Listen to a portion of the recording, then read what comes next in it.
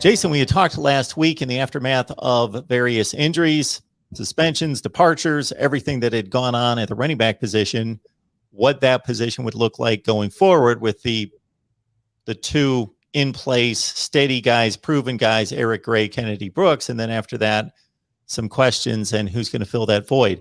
With a game like Western Carolina and pretty much the entire roster at Lincoln Riley's disposal, did you get a better feel for which direction they may go as a third and fourth option?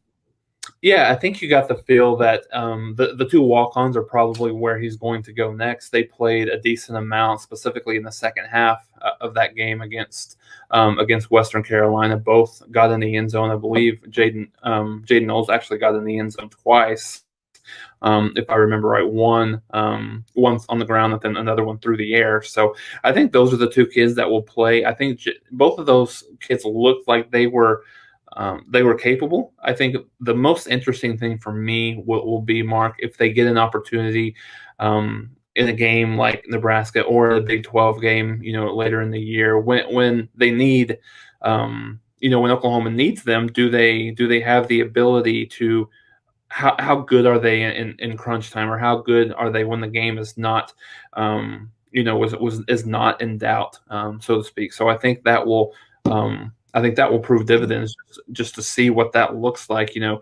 Just looking at the stats, Jaden Knowles, 4 carries for 37 yards, 2 touchdowns on the ground, had 2 catches for 65 yards. And when you look at Todd Hudson, he had 9 carries for 25 yards through on the ground as well. So I think, I think Jaden Knowles is probably the guy, Mark, that would get the first call in terms of, exactly what that looks like from a pecking order perspective. But I think Oklahoma's comfortable. I think a little bit more at ease than probably they were, at least fans kind of watching the game than they were before that, just looking to see, seeing exactly how well they seem to play in that game.